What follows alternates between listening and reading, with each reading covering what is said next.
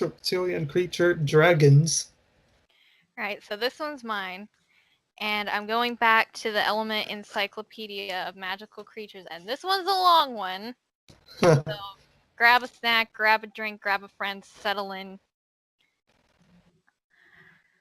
Okay. Of all mythological creatures, the dragon is surely the best known. Virtually every culture in the world has its dragon myths, and countless stories have been told of its origins, history, and of its defeat at the hands of dragon slayers. The dragon slain by St. George is perhaps the most typical and consistent in its imagery, and dragons found in the bestiaries of heraldry echo it very closely. In each instance, it has bat wings, a barbed and often poisonous tail, and it breathes fire. It is depicted thus in numerous English folk tales, and is often portrayed in Christian churches or in the many paintings that describe St. George in the act of slaying the creature. In most of these, the dragon is usually represented as a far smaller creature than its more ancient forebears. Most British dragons are really worms, a name that comes from Scandinavian tradition. These creatures are wingless, generally have lengthy bodies and a poisonous rather than fiery breath. Dragons and worms have several traits in common. They tend to be scaly, uh, haunt wells or pools, and have a deep attraction to maidens and princesses. Both creatures are known to hoard treasure, which they have either gathered for themselves or inherited, becoming guardians by chance. All are extremely hard to kill. It is generally accepted that the myth of the dragon grew out of the remains of extinct dinosaurs discovered in ancient times and believed to belong to magical or unearthly creatures. Details such as their fiery breath and wily nature were added afterwards. Artifacts depicting dragons of one kind or another have been found as early as the 4th millennium BC. Excavations in Pakistan and China have unearthed objects decorated by winged snakes, while a cylinder seal dating to the late 2nd century BC shows a creature which is not far in shape from the traditional idea of the dragon. The word dragon derives from the ancient Greek drakonta or drakon, which means to watch or to look at, suggesting that even at that point in time, the notion of a dragon as a guardian was already established. In the Greek myth, it is a dragon that guards the golden apples of Hesperides, while in European tradition it is usually crouched upon a vast mountain of treasure. The Latin word for dragon is Draco, and in classical Roman art, the Draco is generally depicted as a vast serpent with wings resembling those of a bat, a long tail, and fiery breath. Pliny the Elder, in his Historia Naturalis (AD 77), gives an account of dragons in the land of Ethiopia, describing them as perhaps 60 feet in length and living primarily off the flesh of elephants. The story is told that they twined themselves together to form a huge living raft and then sailed across the Arabian Peninsula. These dragons were said to possess a stone called the Dracontius, which was lodged in the brain. In medieval times, alchemists sought these with great diligence as they were believed to be an essential ingredient in the creation of the elixir of life. The most ancient stories relating to the dragon make it a power that must be defeated or bound by a god or hero. These cosmic battles, which date back to the earliest times, include the story of the Egyptian Horus and Typhon, the Babylon, Marduk and Tiamat, the Greek Apollo and the Python, and the Greco-Roman Hercules and the Hydra, and many more. Slaying the dragon often disguises a deeper struggle between light and darkness, with the dragon usually symbolizing the dark and its slayer light and goodness. Out of this also came the traditions of the dragons as guardians of treasure, a just reward for those brave enough and strong enough to overcome these mighty adversaries. Early references to dragon-like creatures turn up in Babylonian, Egyptian, Chinese, and Japanese accounts, as well as in classical Greek and Roman sources. In many of these, the dragon described is not the evil creature of later mythology, but often a great serpent that represents the primal matter of creation itself, or the life-giving waters of ocean. In this context, its wings are described as sending forth the air, which is the breath of life. It is also seen as a messenger of the sky gods. Later, the symbolism changes, perhaps with the shift from paganism to Christianity, which caused beginnings. representing the ancient powers of the gods to become darker and more negative. The 4th century BC Greek playwright Euripides was one of the first classical writers to describe a dragon breathing fire, while in the Old Testament Moses mentions fiery serpents and Isaiah speaks of high-flying fire-breathing creatures which resemble dragons. In Egyptian myth, Apophis is a dragon of darkness who has to be overcome every day by the sun god Ra. In Roman myth, the goddess Ceres flies through the heavens on a chariot drawn by 2 dragons, and later lends this to the hero Triptolemus to enable him to distribute corn to the human race. Medusa, though not a dragon herself, is one version of the story that escapes from Jason in a chariot drawn by a winged dragon. Apollo may be seen as the type of dragon slayer who kills the Python of Delphi, though the latter is more a serpent than a traditional dragon. One of the earliest stories featuring a dragon of cosmic proportions is found in the Babylon Epic of Creation, composed during the 2nd century BC. Here we learn about the struggle between the god Abzu, god of the primordial waters beneath the earth, and his consort Tiamat, who was the dragon of the sea, against their son Eh, the all-knowing god of wisdom. Fought and killed Abzu and replaced him. He then I don't know what this word is. Can you spell it out? Engendered. Oh, that is. Oh, I don't know that word either. He then injured the hero Murdark on his consort and prepared for the war against his mother. To swell the ranks of her forces in the coming war, Tiamat gave birth to a host of dreadful creatures. Biblical tradition takes the idea of the dragon and marries it with ancient images from Middle Eastern belief and tradition. Even the serpent of the Garden of Eden is sometimes referred to as a dragon, while in the book of Revelation, a red dragon with multiple crowned heads appears. Its tail is so great that it sweeps a third of the stars from the sky, throwing them upon the earth. A great war then ensues between the beast and the archangel Michael and his angels, who cast it down upon the earth. 3 unclean spirits like frogs come out from the dragon's mouth, which are said to be devils working false miracles. Finally, the dragon is thrown into a bottomless pit where it will remain for at least 1,000 years, imprisoned by an angel with a key and a chain. In Hindu tradition, the dragon represents manifest power and the spoken word, and is a representative of both Aruna and Sama. The great god Indra, there we go, slew a dragon named Vitra in order to release the primordial waters and make the earth fruitful. It is without doubt in China that the dragon achieves its most complex mythological and symbolic status. Here it represents the highest spiritual power and is emblematic of the representatives of such power on earth. Dragons are said to influence every aspect of life in this context, are one of the 12 symbolic creatures of the zodiac. Among its many other attributes, it is known to represent the sun, the heavens, and the fertilizing rain. Often dragons are represented as living in elaborate palaces above ground or beneath the sea, and there is evidence that in ancient times offerings were made to them. Oriental dragons were also known as shapeshifters, and they can make themselves invisible at will. They have many different characteristics, some good, some bad. The celestial dragon, Tin Lung, is a guardian of the home of the gods and sometimes represented as holding up the sky. Fuxiang, the imperial dragon, is a guardian of treasure. One very specific description shows that the dragon had become acknowledged as a hybrid being and that every aspect of it had symbolic meaning.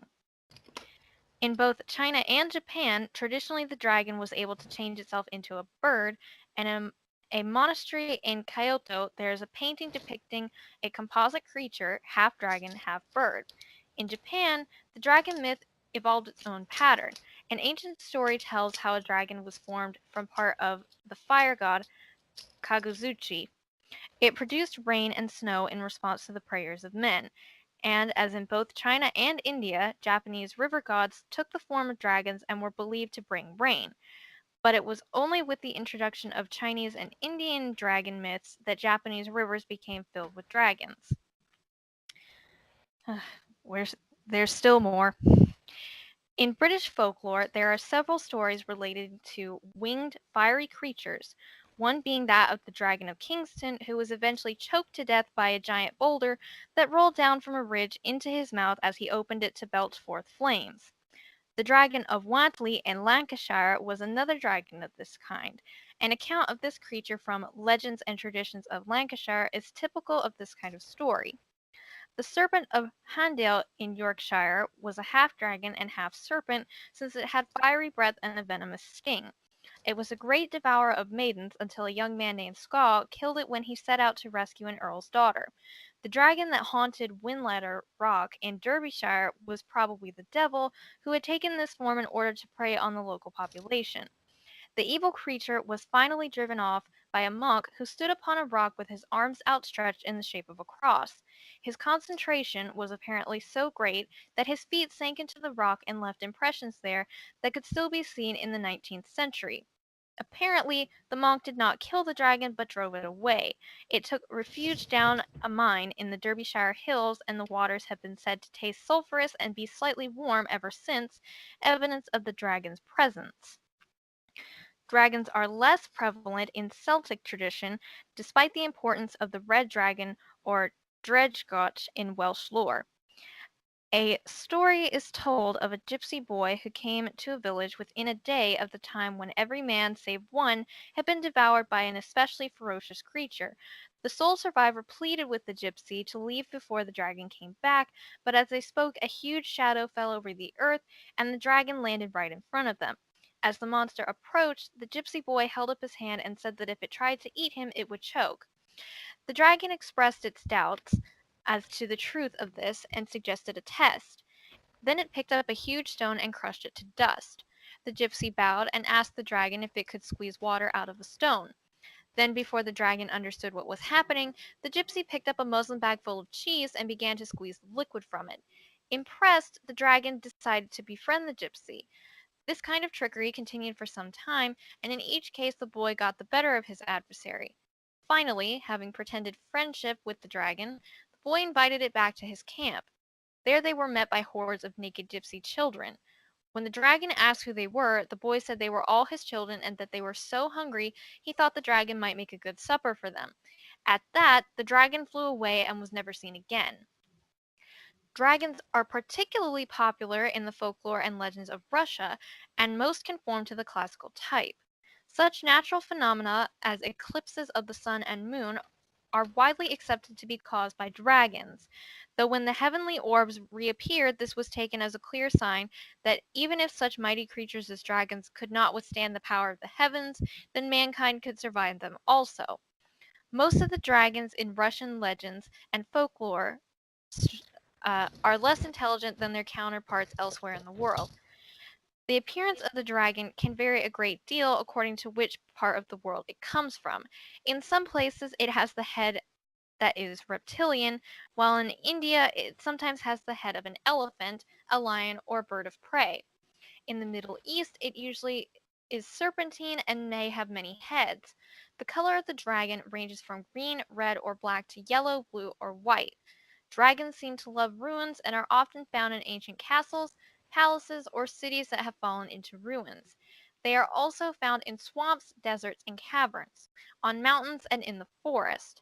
The story of the assault on the dragon's lair is almost as fixed as the form of the dragon itself.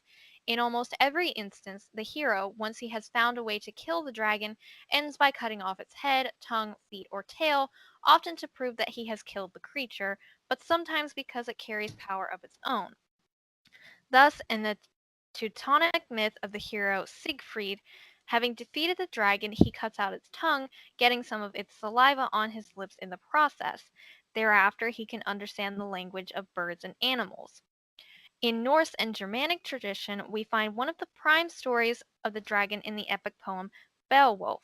In the oldest traditions of the Norse people, I'm going to butcher this, Nidhogger, one full of hatred, is the dragon of death, which drinks the blood of the dead and eats corpses. According to the Norseman Snorri Edda, it is said that Nidhogger will survive the end of the world and live in the one that will replace it.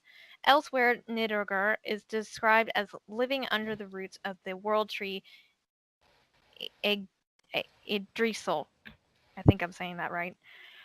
A squirrel acts as a messenger between the dragon and the great eagle which sits at the top of the tree, sowing discord in the human race. The Midgard serpent lives at the center of the earth or in the ocean, and was created from the eyebrows of the primal giant Ymir, though some sources describe him as the offspring of the black-hearted trickster god Loki. Norse mythology describes this creature as living in the primeval ocean that surrounds the world. Later, Thor is said to have used an ox skull as a hook to catch the great serpent, dispatching it with his mighty hammer. In some versions, Thor himself dies as a result of breathing the poisonous breath of the serpent. The dragon is found on the banners of many different peoples, including the Persians, Romans, Welsh, and Norse. This may have contributed to its fierce and warlike nature. The myth of the dragon continues to grow, with the literary works of J.R.R. Tolkien presenting the memorable Smaug of the Golden and Anne McCaffrey's Pern series, adding an entire new line to the story in the shape of her dragon riders. The magical properties of dragons include the ability to guard treasure and knowledge, to usher in new cycles of time, to shape and sculpt the earth, and to endure the ending of the world. And that is finally the end of that. Wow, that is quite a lot of information on dragons. Yeah. Way more than I expected, and surprisingly so. Yeah, and that Mythical Beasts show, they did a dragon episode too, and I was a little miffed because they brought up this object that was supposed to be like a dragon stone or something, and they tested it and found out that it was a lie, and that frustrated me because, like it says in this book, that they would often take pieces of the dragons. I was hoping maybe they would look a little bit harder for stuff like that. And it also kind of makes me think, because let me gross everybody out again. In, I believe, like the 19th century, maybe the 20th century, but not that long after they started digging up mummies in Egypt, there ended up being this weird craze where they would grind up the mummies because they thought there were like magical health properties to it. Um, there are accounts of people just taking the mummy dust and like sprinkling it in their wine I have because heard about that. yeah. So that makes me wonder, if dragons did exist, if there were very few of them, and say all of them had been slain, and they brought back the bodies, and because they believed the dragons had magical properties, they ground up the bones and did the same sort of thing, and that's why, you know, there are no more dragons, because they killed them all and ground them all up. I have no proof of that, but it's something that I think is maybe an interesting idea, though. Certainly so. I have seen a video of some, I don't know if it was History Channel exactly, but did show these researchers who claimed to have found what looks like a dragon skeleton. I don't know if it was real or not. They found it frozen in ice, or in a snowy mountain.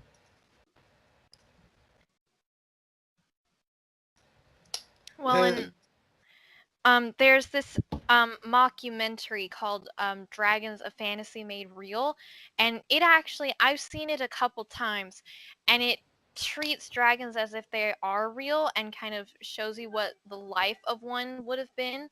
And it's really interesting, and they kind of explain how the fire breath could have worked, and it's really interesting to see. So I think it's entirely possible that dragons were real. It's just us humans being humans, we had a hand in why we don't see them today. very true. That brings us to unicorns. Right, and that's still me. And these were placed here because they're I actually haven't seen that much of making unicorns a counterpart to lions, but that came up a lot in my research. Um, but I always thought the idea was the dragon was the counterpart to the unicorn. I don't really know where I got that from. And let's see. Okay, so I've got an entry in the same Element Encyclopedia on them, and then I've got another book, Unicorns: The Myths, Legends, and Lore by Sky Alexander, and this has the biblical references to unicorns in here. So I'm gonna read from the Element Encyclopedia, and then I'm gonna go to that. And please tell me this isn't as long as. Oh dear. Settle in again. This one's not quite as long as Dragons, but it's a lot. Uh, somebody go slap past me for putting both of these long ones back to back, please. I'm sure it wouldn't mind, as if they are really that interested in mythological creatures and all that, they would definitely watch it through. I mean, I hope my They would voice. probably only watch just to see if we think or find out if they're real or not. I just hope my voice holds out. Okay.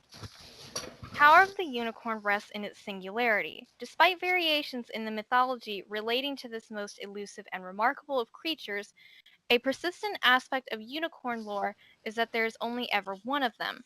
This adds to the mystique which has always surrounded this most extraordinary beast, and makes it the object of passionate quest by generations of mystics who see in it a universal symbol of the greatest prizes of all, enlightenment and spiritual transformation. The unicorn is generally described as looking like a small horse, but it is a feature of its fabulous history that it changes shape with time, appearing now in one form, now another. Its size and shape varies enormously from a kid or gazelle to an elephant. The Roman historian Aelian, circa AD 220, says that in India it is the size of a mature horse. Even the shape of the unicorn's feet differ. The medieval Vetromanus wrote, "Unicorns have feet divided in two, much like the feet of a goat," while according to such classical luminaries as Aristotle, Pliny, and Solinus, they were solid. The horn, too, varies greatly in length and color and can be either straight or twisted. The conventional unicorn of heraldry, which most of us are familiar, has the head and body of a horse, the tail of a lion, and the legs of a stag, with a single horn on its forehead. The 2nd century Alexandrian Physiologus, I butchered that, which describes the shapes and forms of the animal kingdom, notes it is a small animal but exceedingly strong and fleet, with a single horn in the center of its forehead. The mythology and symbolism of the unicorn dates from earliest times and is virtually worldwide. One tradition said that it lived in ancient times but perished in the flood. The unicorn's antiquity is attested right back to the early Indus Valley cultures of Harappa and Mohenjo-Daro of over 5,000 years ago, where it appears frequently on the mud tablets that served as contracts in that culture. The wonderful assembly of lies, history and myth, the Histories of Herodotus, mentions the unicorn as living in Libya. The Roman history Aelian says that it lives in India and that the Brahmins called it the Cartazanon, and say that it reaches the size of a large horse when mature, that it frequents desert regions and wanders alone and solitary. Ethiopia was also said to have unicorns, fierce and impossible to capture, while the Hereford Mappa Mundi depicts it in the Upper Nile region. According to Vetromanus, traveling in Arabia in 1503, the Arabs had a well-developed unicorn tradition that said it was also to be seen in the Temple of Mecca. Egypt has versions of the animal in Abyssinia, and missionaries and travelers testified to its existence there and in Central Africa. The Roman Emperor Julius Caesar said it dwelt in the great Hiceraean forest and was the size of a bull and shaped like a stag. A Chinese traveler of the 11th to 12th centuries said that unicorns occurred in great numbers in Tibet and that Genghis Khan met one on Mount Diadanarum. In the 19th century, a French priest and traveler named Ab Hook said the unicorn really exists in Tibet and is known by the name of Saro, or Kir in Mongolia. In 1820, a British major named Latta said that he had found one in Tibet and that it was called the one-horned sopo. In the New World, the unicorn is referred to by conquistadors, by Sir John Hawkins in Florida, and by a Dr. Dapp in 1673 as living on the Canadian border. In each case, the description fits that of the conventional unicorn. The unicorn is drawn to water. Its horn, called the alicorn, is able to detect and counteract poison and was greatly sought after and prized. Kings and princes had drinking vessels made from it to detect poison wine. To test whether the horn was genuine, a circle was inscribed in the earth and a scorpion, spider, or lizard placed in it. If genuine, the creature could not escape the circle. It has been suggested that the horns traded throughout the world during the Middle Ages were probably those of the narwhal. The belief in the medicinal value of the horn can be traced back to the 4th century BC, when it was believed to prolong the act of love and the life of the individual. Perhaps the most fascinating and romantic belief attached to the unicorn is that it could only be captured in a particular way. The Roman writer Mythologists gives an account of this, describing it as the holy hunt or virgin capture. The virgin with the unicorn resting on her lap was a common feature in ecclesiastical cult architecture, particularly in stained glass windows. It appears there because it was seen as symbolizing the triumph of chastity. Other traditions say that the Virgin had to be naked, and in some instances she was depicted as tied to a tree.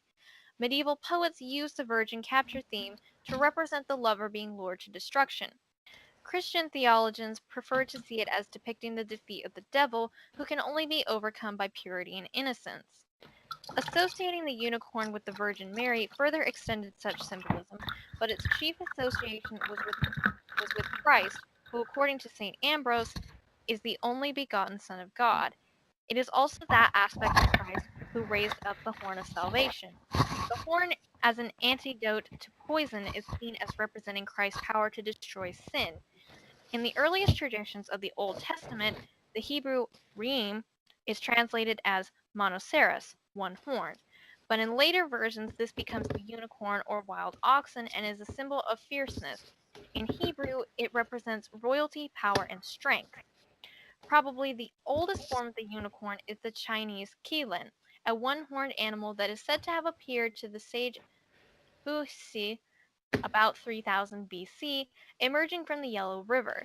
It appeared again at the death of Emperor Hongti and at both the birth and death of Confucius. In Chinese symbology, it is described as one of the four spiritually endowed or auspicious creatures, or Su Ling, and is the essence of all five elements. It is also seen as embodying the union of the yin and yang, the Kai being masculine and the Lin being feminine. In the West, the unicorn is almost always depicted as white or silver in color and is strongly associated with the moon. This almost certainly derives from Greco-Roman lore relating to moon goddesses, especially Artemis and Diana, whose triumphal chariot is drawn by 8 unicorns. In general, it represents gentleness, chastity, purity, virginity, and strength of mind. It is also closely associated with royalty, the single horn being symbolic of unlimited and individual power. This is prominent in heraldry, in which the unicorn appears frequently with the lion as representative of both solar and lunar energies. That is the end of that. Huh. Wow. A lot more, again, a lot more than I expected for a unicorn. That makes them sound a lot more, less majestic and more badass, so to speak. Yeah, and actually, I looked it up on YouTube to see if I could find any documentaries or anything, and they've come to the conclusion that if unicorns did exist, they were probably actually a lot closer in appearance to, say, a rhinoceros, and not these beautiful creatures that we envision them as today, which is kind of sad. I can hear the rain outside. Yay. So can I. And this has nothing to do with the unicorn exactly, but I was watching The Last Unicorn, which is a beautiful animated movie if you haven't seen it. And I will keep that in mind. yeah, it's on YouTube. Is it free? Yes. Okay, good. I mean, you didn't hear that from me because you're not supposed to watch movies for free on YouTube, but you know. I mean, I have the DVD, so I've already paid my dues. But the main character, the unicorn, they end up calling her Amalthea later on in the movie, and it's funny to me because I looked up in this Element encyclopedia the other night, the Capricorn, because that's my zodiac sign. I was just curious, and it turns out that the mythology behind the Capricorn is it was either a goat or a nymph that nursed Zeus, What? and it was named Amalthea. So I have no idea why they picked that name for the last unicorn, because it's very, very weird. That nursed Zeus. That is very strange. I mean, that makes more sense if it was a nymph, but it makes not a lot of sense if it was a goat. But I mean, the Capricorn zodiac sign is a goat fish, so they try to do both. It's weird. That. Well, then, I guess that brings us to fairies. I guess Zach wanted to do those. No. Huh. No, I really need to go back and slap myself in the past for putting all of the things right next to each other. Oh, if only we had time travel right now. Oh, tell me about it. So, I already knew a lot about fairies, but I think once again that this Element encyclopedia sums it up best. So looks like I'm reading again. Huh. Okay. Buckle your seatbelts, Yep. viewers. This one's not as long as the other two that I just did, though, so. Okay, fairies are a race of beings between humans and spirits. They live as our neighbors, but because human beings have often failed to look after their part of the Earth's guardianship, we seldom encounter fairies, for they regard us as boastful breakers of promises. If, however, you can establish a good relationship with them, if you leave offerings for them, usually the first fruits of whatever produce you possess, as long as it is not meat, they will be good neighbors to you. Because of the human propensity to act in a superior way, and also because fairies seldom breed, they often take thriving human children and leave a changeling in their place. The word fairy derives from the Latin fatum, fate. The theory that the fairies are the ones who bestow individual destiny or specific gifts is found in the widespread European figure of the fairy godmother who endows the baby with the gifts it will need for life. This idea is found in the Welsh Bendith y Mamu and the French Bons Mères, as well as in the Spanish Fada and Italian Fata. The origin of fairies is told in a Christian folktale from the Western Highlands of Scotland. Different races of fairy peoples are found all over Britain and Ireland. They are sometimes involved in territorial disputes such as those of the Cornish Piskies, who fought the English fairies for possession of all land west of the River Parrett and banished their enemies forever. Some territorial disputes seem more historical, like the long exile to the hollow hills of the Irish Tuatha de Danann, who gave way to the human race of the Milesians. Many otherworldly tribes of beings, like dwarves, elves, and goblins, are generically called fairy folk, although they have distinctly different natures. Throughout the world, people are warned to be respectful of fairy beings, especially of their queens. Fairies, like bees, are ruled over by queens. Remnants of these powerful figures are found in the Italian Befana, the Gaelic Kailich Beer, and the German Percht, all of whom had become attached to the midwinter festivities. Also, like bees, fairies can swarm in beneficent or malign ways, which we see in the Scandinavian Alfar and Svaltafar, as well as the Scottish Seelie Court and Unseelie Court, the Blessed Court and the Unholy Court. The Malaysian Bidadari are forms of trooping or swarming fairies. Wherever we look, we find that a common task of fairy folk is to protect the natural world in all its forms, and in this they are nearer to elemental spirits like gnomes. In India, it is the Vidishvaras who look after the woods and wild places, while in Greece we find fauns, centaurs, dryads, and nymphs. These beings have leaders who are usually half animal, half humanoid like Puck, or Charon, or dwarfish like the Indian Kubera. The gossamer winged butterfly fairy of folktales is derived more from the Persian peri. Our present notions of fairies show a diminishment both of human respect and fairy size, for they are invariably portrayed as tiny, colorful, bewinged creatures full of twinkle and no power.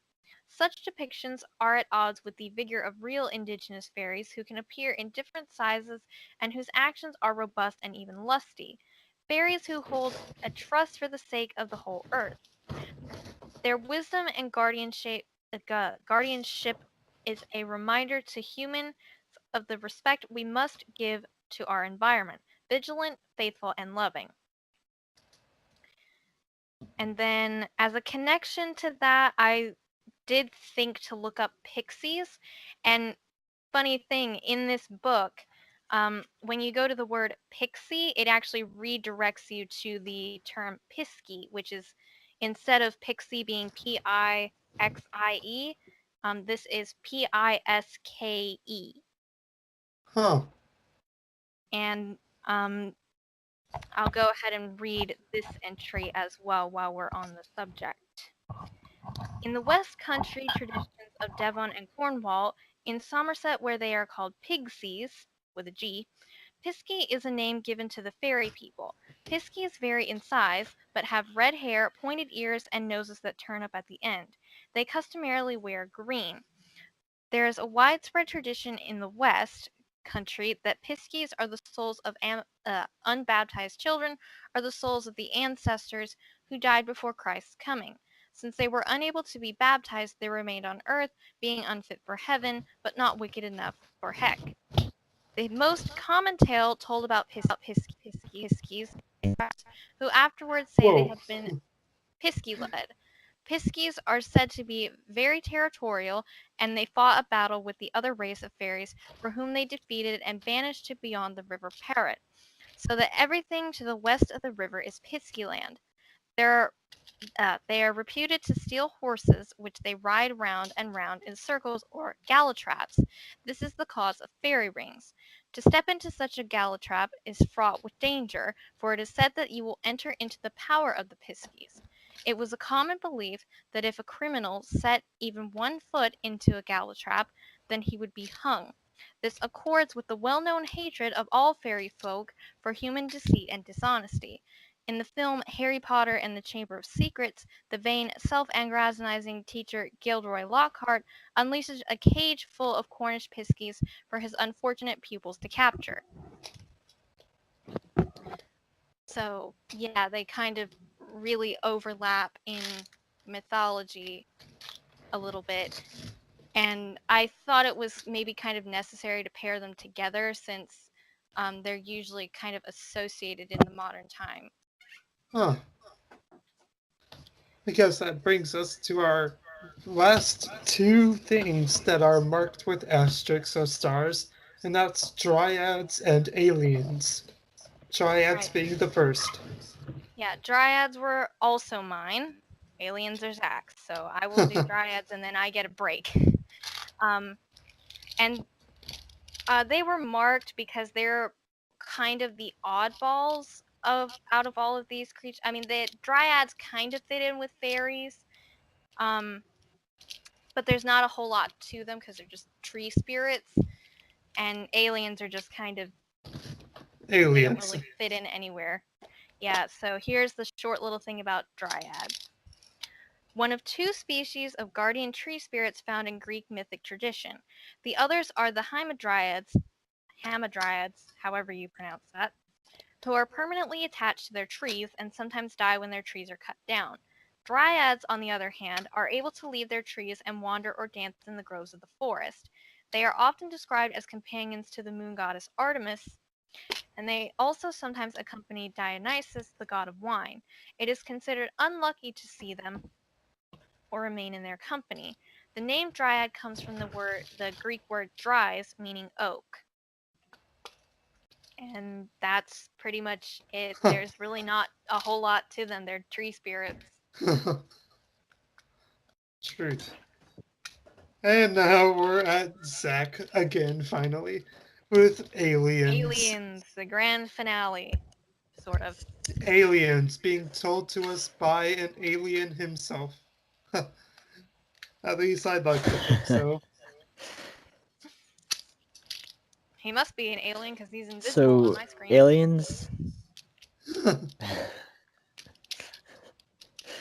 So aliens are beings from other planets, whether they're in bacterial form or fully developed beings.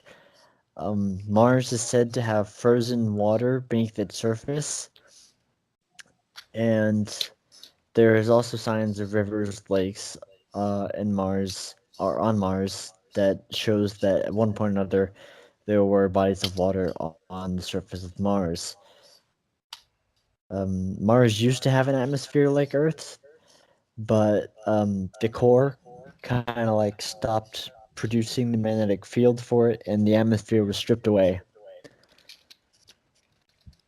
There could very well have been intelligent life on Mars that, if this did happen, they could have fully well gone underground.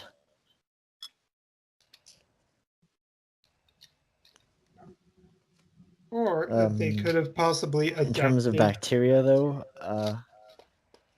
like, for example, they could have adapted to the surface, or like when the atmosphere was taken away, they could have adapted to the no atmosphere, like living without it.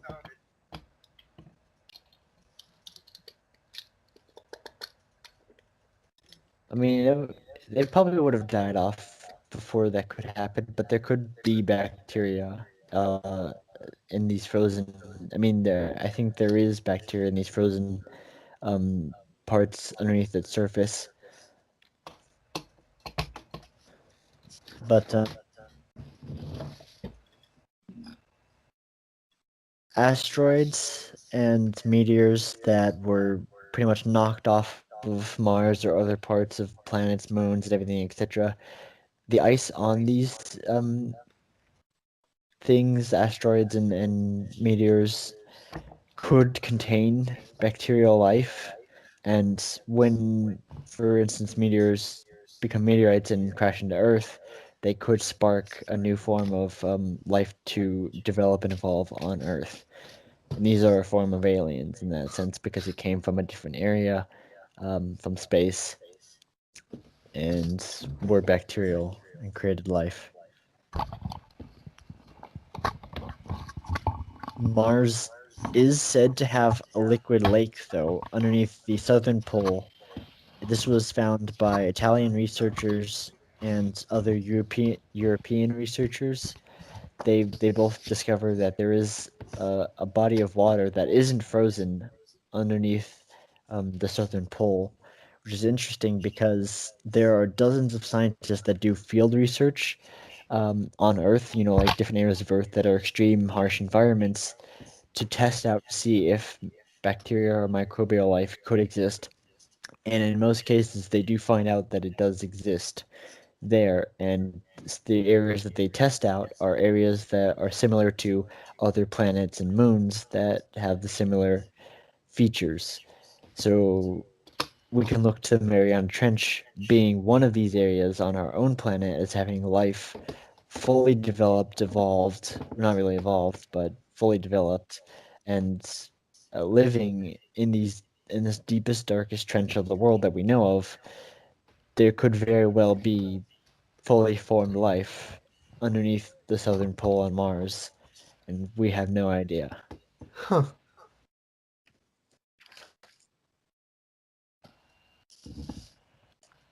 I have done a lot of research to try to connect the different the gods in each religion and prove that they're aliens. That's a different subject entirely, Oh but yeah. um, pretty much the premise is that for thousands of years there has been a great force, technologically, medicinally, and architecturally. There have been influences that have sparked that type of areas in human society to develop those areas. For instance, Osiris was resurrected from the dead by the god of death, Anubis himself. Asclepius was the god of medicine in Greek mythology, and considering there's the god of medicine who could help cure people and everything like that. I also brought into the mix DNA tampering. Like I said earlier, with the Minotaur, the bull, the white bull that was brought in by Poseidon could have been tampered with because, again, there's no biological way that a human could have a child of a bull. It's just physically not possible unless it was tampered with. Other creatures similar like that are Medusa, centaurs, satyrs, hippocampus, sirens, many, many more. And that's just Greek mythology. There's many more in other mythologies as well of mixed hybrid creatures that shouldn't exist but are very present in a lot of mythologies. In many cases, the hippocampus actually is also told in Irish, I want to say. I believe so. Folklore it goes by a different name, but it's the same creature, half fish, half horse. So The I Kelpie? wonder if that's how they get seahorse. yes, no, Yay, I'm it's smart. she said it, the Kelpie. Huh. Oh, Kelpie.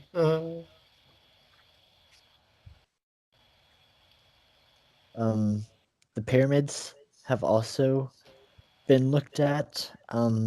They most every pyramid is similar, very similar, and most every pyramid emits a electromagnetic field or frequency from it. Ah, And the way the pyramid's designed to do this is similar to an invention Nikola Tesla did called the Tesla coil, and the way it works is similar to the Tesla coil. And the pyramids are actually thought to be dated back to 4000 BC, if not older, so predating known Egyptian culture that we know of today, which is pretty funny because uh, there's no hieroglyphs in the pyramids, and Egyptian culture hieroglyphed everything they had. So, and there's no signs of evidence supporting the idea that these things were tombs for the kings or the kings or pharaohs, because the pharaohs were buried in a place called the Valley of the Kings.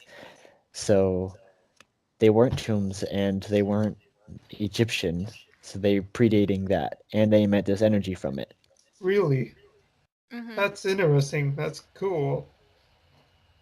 Where did Yeah. the myth about them being tombs come from then? I could maybe answer that one. Like Each a box in one of them that kind of vaguely could have been a coffin of some sort, but it's like built into the floor more or less if you look at the pictures. And I'm going to refer back to Bright Insight again because he does a lot of videos regarding Egypt, and this is one of the subjects that he covers a lot. And the idea is just that the Egyptian government or the Egyptologists may be trying to cover something up because, like Zach said, there really is no evidence to support the idea that the pyramids were tombs for any pharaohs ever. And I also learned from that channel that they've kind of inadvertently debunked the idea that the pyramids were like the limestone was carved with bronze saws, because when they tried that, even when they added water to it to make it go a little bit faster, it took them forever to get like 4 inches deep of a very, very rough cut. But the precision on those stones is like airtight. So it's just not possible that they could have done it that way, especially in the amount of time that is usually regarded to how long it took to build those things. Huh. This also goes for the Sphinx because I forgot the name of the pharaoh who did this, but the reason that Egyptologists believe that it was built during known Egyptian culture, which they're wrong, is because the pharaoh carved his head onto the Sphinx, but the proportions are way too small compared to the rest of the body, so it's not naturally there. He actually carved it after it was built because he wanted to be represented as this great leader. But the Sphinx is also thought to be predating known Egyptian culture as well. Yeah, because there's actually, Which, I'll mention this. in my own looking at it, it looks.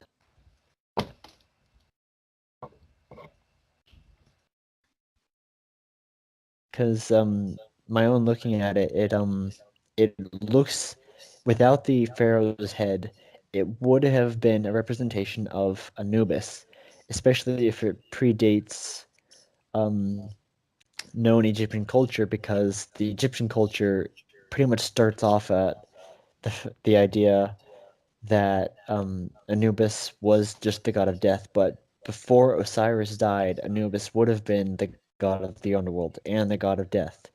So any culture or civilization that was there would have definitely resurrected a statue in his name, especially if you look at artifacts and replica tombs that were designed after one's found. Anubis is always, or most cases, depicted laying on his stomach, paws out in front of him, and his tail going up to the side, similar to how the Sphinx is, aside from the pharaoh's head carved into it. But Huh. I mean, this is his jackal form. I mean, it's not like him laying down on his stomach. It's his jackal form, because So it's not that's how related he's to depicted Egypt as at all. part It's human, part just jackal, because jackals were associated to being. so it's not related to Egypt at all. It's just related to Egypt because he pretty much took it and took credit for it himself by carving his face. Well, because it's Pretty related much. to Egypt. Yeah, because they lived around it, definitely. And like I was gonna say a minute ago, there is actually evidence of water erosion around the base of the Sphinx that nobody ever mentions. Probably caused by flooding of the Nile River. No, the Nile's too far away. Ah, Bright Insight, his theory is that there and this isn't just his theory, this is one that other people have had, but that's where I learned about it from, is that there was a great catastrophe about 12 or 13,000 years ago that set humanity back quite a ways technologically, and that's possibly where the pyramids and the Sphinx came from, was before that catastrophe happened. And there's also a video that he did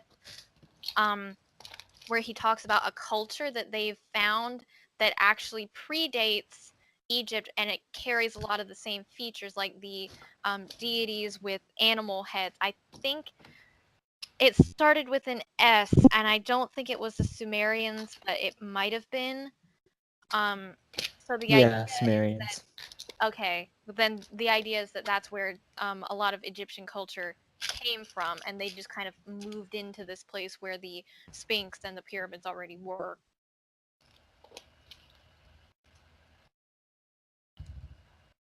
Yeah, because the Sumerians were thought to be believed around to be 4000 BC, so that would definitely predate Egyptian, which is 3000 BC. So they had a good 1,000 years to take their culture and kind of reamp it on their own. Ah, that is definitely interesting. It does make sense.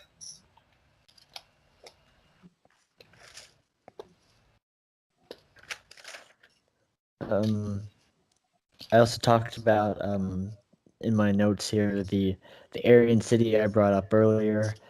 Uh, there have been chariots found, and of course the pottery, which does show signs of intelligence. So these weren't just people who build giant walls and try to live in them. They were actually sophisticated people, and it's been studied and said that the way it was designed and built indicated that the society had developed structure of rules and leaders with great authority. So they were definitely civilized and had leaders and authoritarian figures in their city. And this is 4000 BC, again predating Egyptian culture.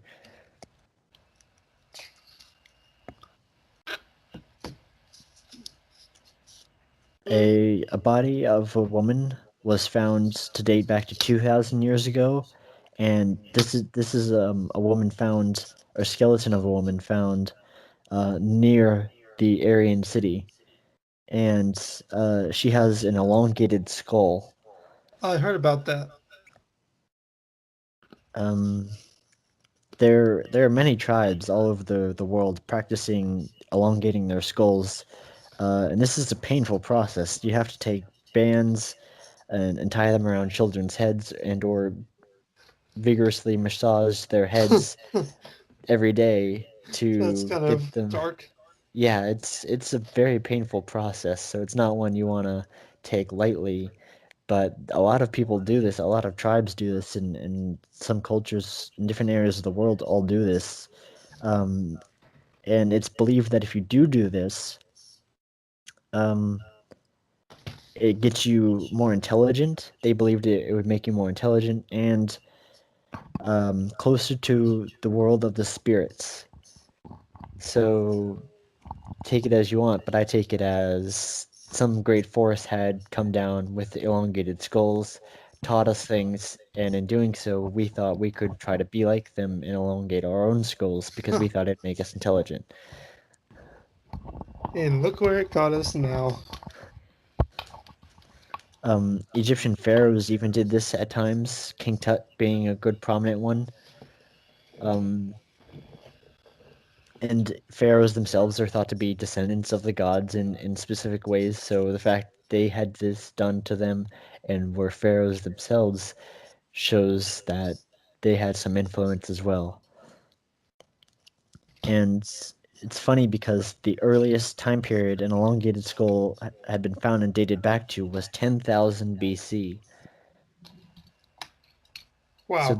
this would make it around 12,000 years ago. People were starting to do this. If, like Sarah said before, this great disaster that had set humanity back technologically hadn't happened, if it didn't happen, then these people with elongated skulls could have possibly started a age of technology, and by now we could have already had robots and flying cars. Maybe. I mean, it's funny because, like I said, the Ice Age ended around 12, 13,000 years ago, which again, if the Ice Age ended, this would cause rising levels of water from the poles after everything started thawing out. Water levels would rise, which could cause flooding in some areas, which could be the basis for the flooding we see in the Bible. So it is That is true. definitely pointed in certain histories, and it is real. And if there was this great event that happened that wiped out a lot of the world, this would be it. It'd be the flood that happened, but it wouldn't have covered the entirety of the world, just some parts of it and flooded certain areas. Wow. That's a lot more different. This is a lot different than what I would have thought. Here I thought you were going to talk about UFOs and Green Area 51, but you actually brought some very insightful and interesting religious type of aliens. Kind of what Zach does. Oh yeah. But What were you And gonna say? I was gonna just mention how to what he said about to think what we could have today if that catastrophe hadn't happened. Just think about the burning of the Library of Alexandria. We know that happened, and we know that it set us back because so much was lost during just that. So that's kind of like what you could think of. Like the world would probably be a lot different. Yeah. It almost sounds like these disasters are representative of the religious, like, catastrophes or apocalypses that happened before the actual end of the world. It's definitely possible. I'm Which not is the even person more to ask terrifying. about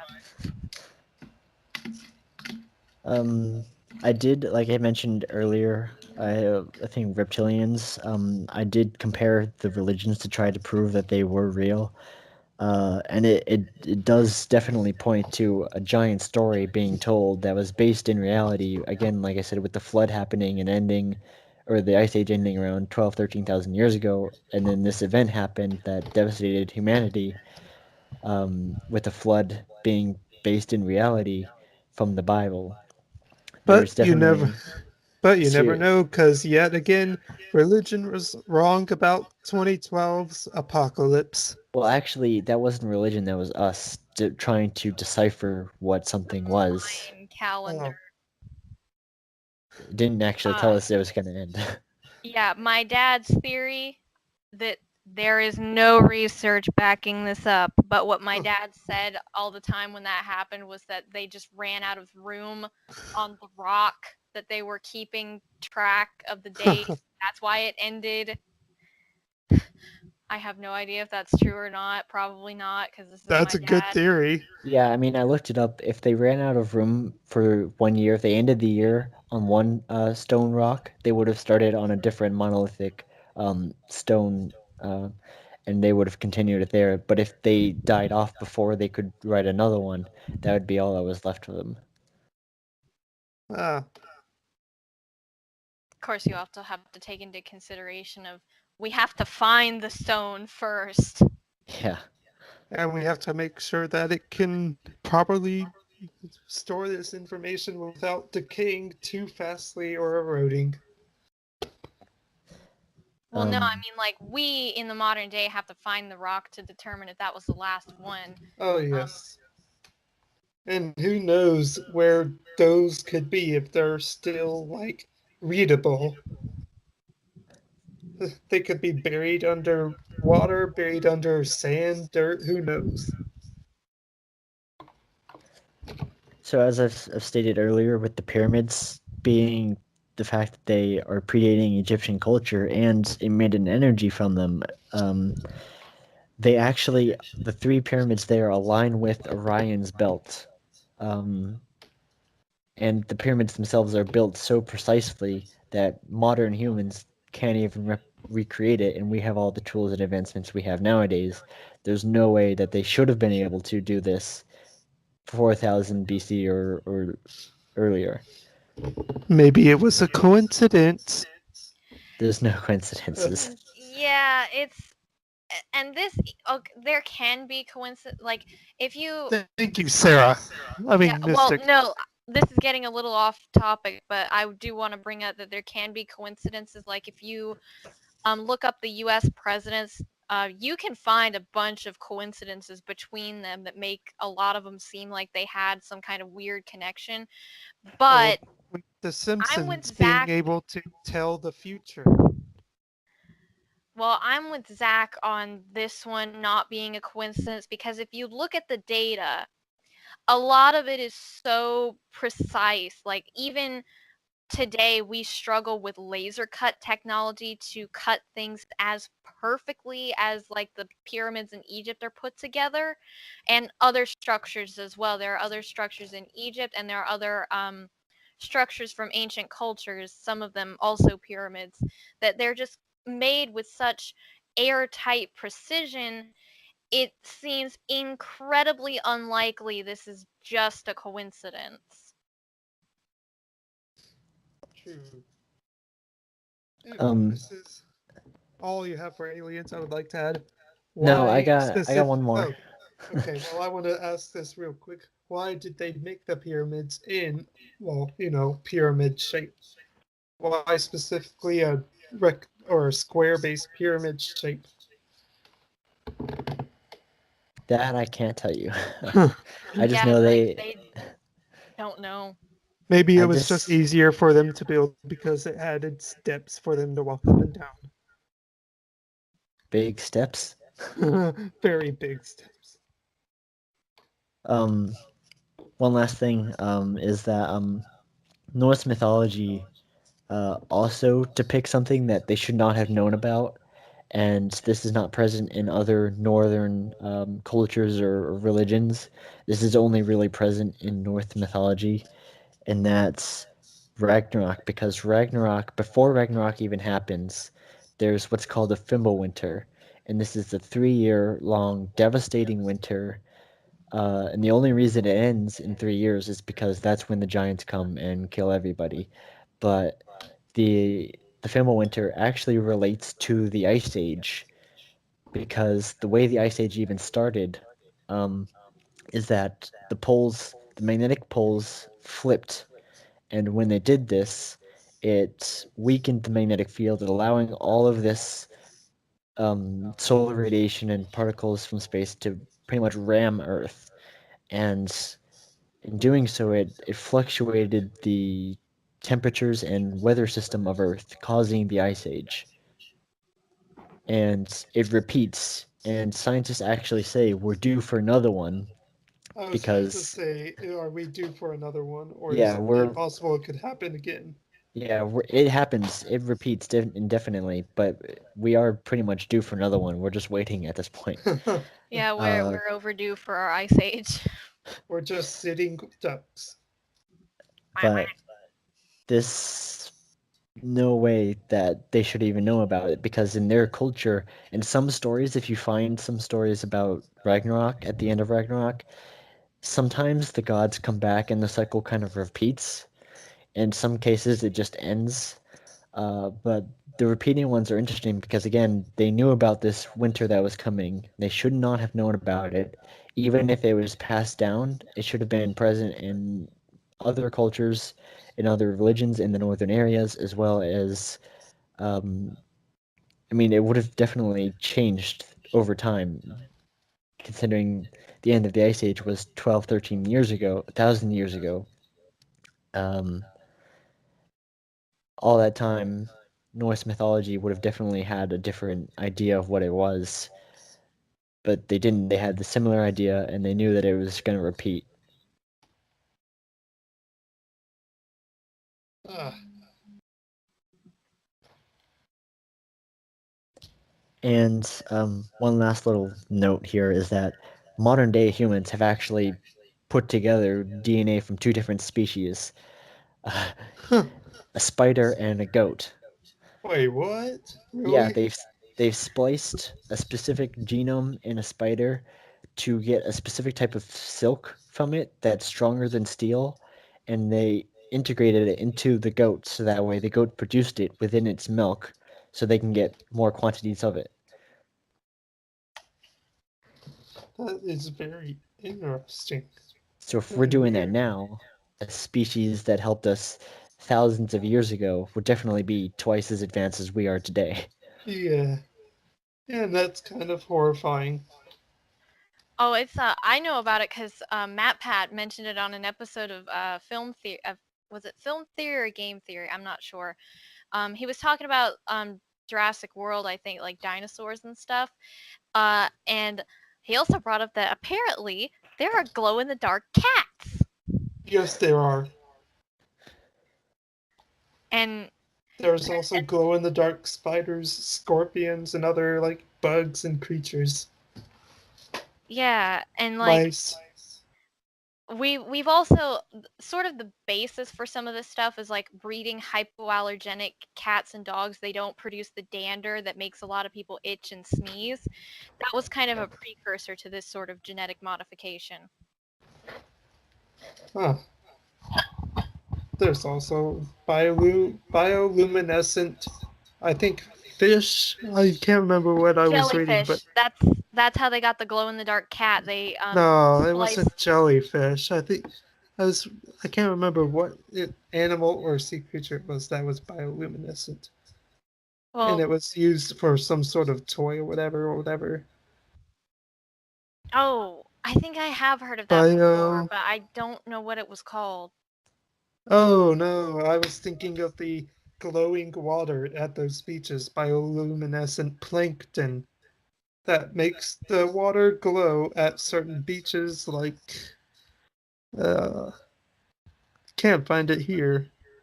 But there are parts of the world with their beaches, the water glow a blue, and whenever you move through it, like canoe through it, it leaves a path. The best example you can see of this is The Life of Pi, a good movie. But that's all I pretty much had for aliens there. That's my biggest one. I had 4.5 pages written of it. Pages and pages. Well, that's the end of our list. So if you guys want to add any other extra things, please do. I realized that mermaids and sirens somehow got cut. Yeah. I didn't know if I should add them or not, but you can definitely do them if you want to. They were on the list originally, and somehow in the mixture they got cut. I don't know what happened. Did they? Yeah. Huh. They are on the original list. And before I get into it, because I think I do have the page for mermaids in the Element Encyclopedia marked. Please tell me I do. I can actually tell you the mermaids and sirens are essentially the same thing, and what happened was, but it gets more interesting. They're okay, so siren, as we know, is traditionally spelled S-I-R-E-N. Yes. There was actually another type of siren first, S-I-R-I-N. And those were, I believe, Russian folklore. I'll double check. But they were, instead of being fish women, they were bird women. And eventually, us humans, being humans, yeah, here we go, sirens. So the original siren reads, in Russian folklore, the siren is a bird woman with the body of a brightly plumaged bird and the head of a woman. It descended from heaven to sing wonderful melodies to those souls who were in the state of grace. This song would enable them to pass from earthly life and be received in heaven. It is clear that the siren ultimately derives from the classical siren. The siren's partner is the alcanos. And that's kind of similar to the harpy, which were also bird women. So then we get sirens as we typically think of them, which reads, in classical mythology, the sirens are women who have the lower halves and wings of birds. Some say that the sirens were turned into their current shape because they had been playing with Kore, the maiden Persephone, when she was abducted by Hades, and Demeter was angered because they had not helped her daughter. She cursed them, saying, "Be gone and search for my daughter the world over." But another story tells how Aphrodite turned them into bird women because the sirens stubbornly clung to their virginity, refusing to submit to man or god. The sirens are flightless because they were defeated in a music contest by the Muses. The Muses pulled out the sirens' wing feathers to make themselves crowns, and this is why the sirens sing in a meadow among the bleached bones of sailors whom they have lured to their deaths. They are first cousins to the Harpies, living in a green island of their own.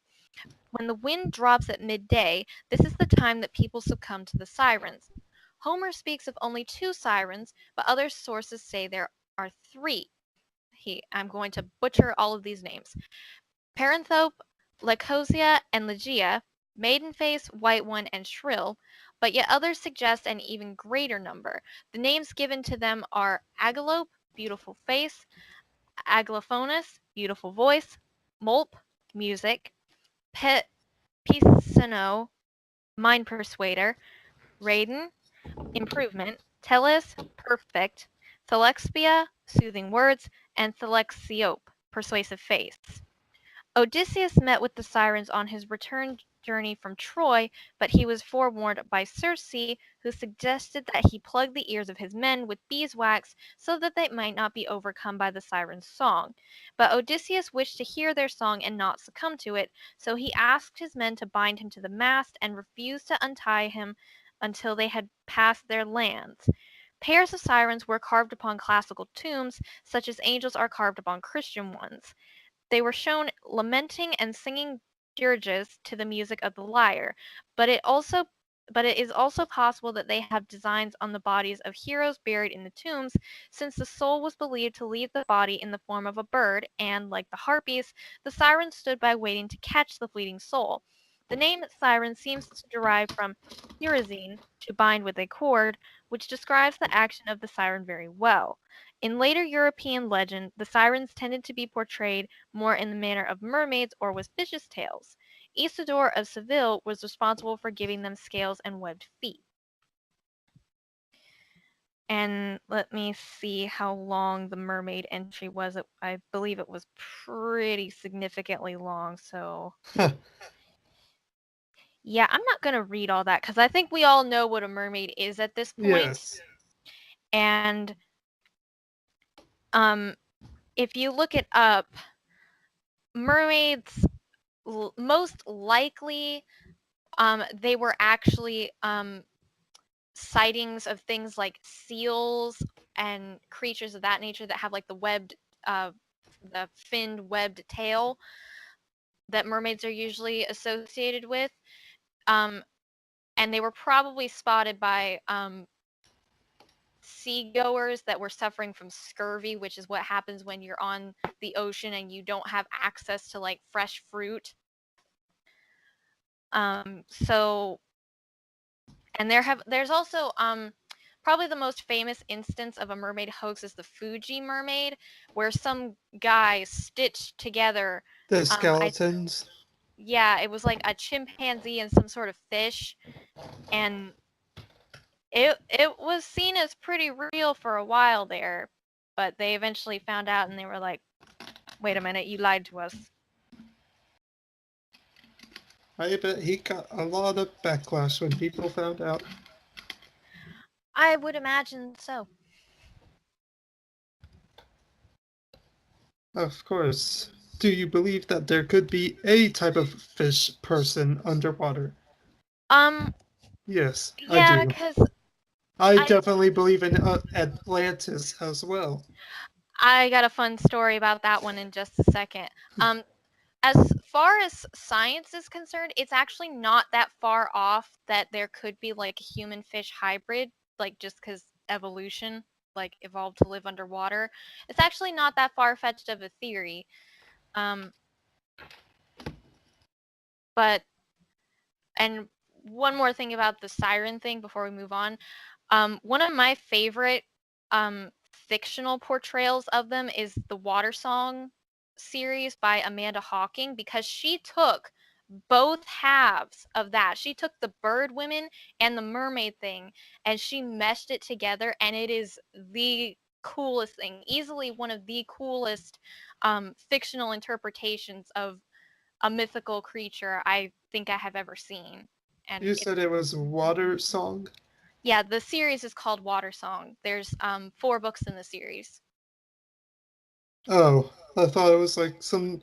I was looking on YouTube, Water Song. I need to hear this. Well, if you want a mermaid book themed song, there's this song called Open Your Eyes, and it comes from this mermaid book series that Disney put out a few years ago that's also got 4 books and is based around mermaids. Funny coincidence now that I think about it, actually. the first thing that pops up for Open Your Eyes is from the My Little Pony movie. Well, that's because that's Surprising. more recent. Snow Patrol, Open Your Eyes. Disturbed, Open Your Eyes lyrics. This one's by B. Miller. D. Miller. B-E-A Miller. Ah, But Open Your Eyes song, The Fault in Our Stars. oh, that was probably somebody looking up what is it called? It's by Ed Sheeran. What is it called? I know it because it's in my playlist. All of the Stars. They were probably looking for that. Ah, But so about Atlantis though, I'm gonna plug Bright Insight again. He's got a video. Actually, this thing in the Sahara Desert, and it's usually called the Eye of the Sahara, and it lines up. The construction of this thing lines up pretty much perfectly with the stories of Atlantis, which is funny because most people are looking for Atlantis underwater. true. I'll see if I can find the videos and link you to them.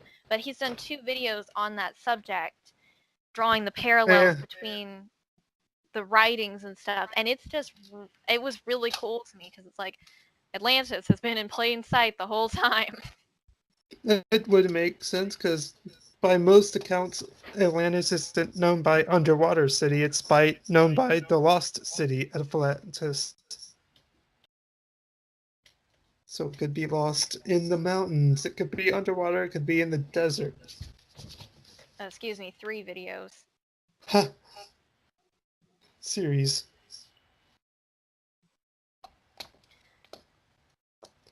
But yeah, so that was really interesting to me to find that out because I had heard of that structure before, but this was the first time I had heard anybody draw parallels between it and Atlantis because that had never occurred to me.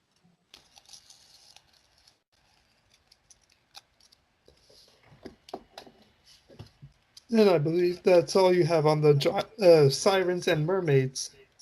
All that I'm actually gonna read because, like I said, I think we all know what a mermaid is at this point. Yes. And if you don't, then you have seriously been living under a mountain. Not just a rock, but a mountain. Yeah. If that's all you guys have, in any last remarks? I mean, That you can think of.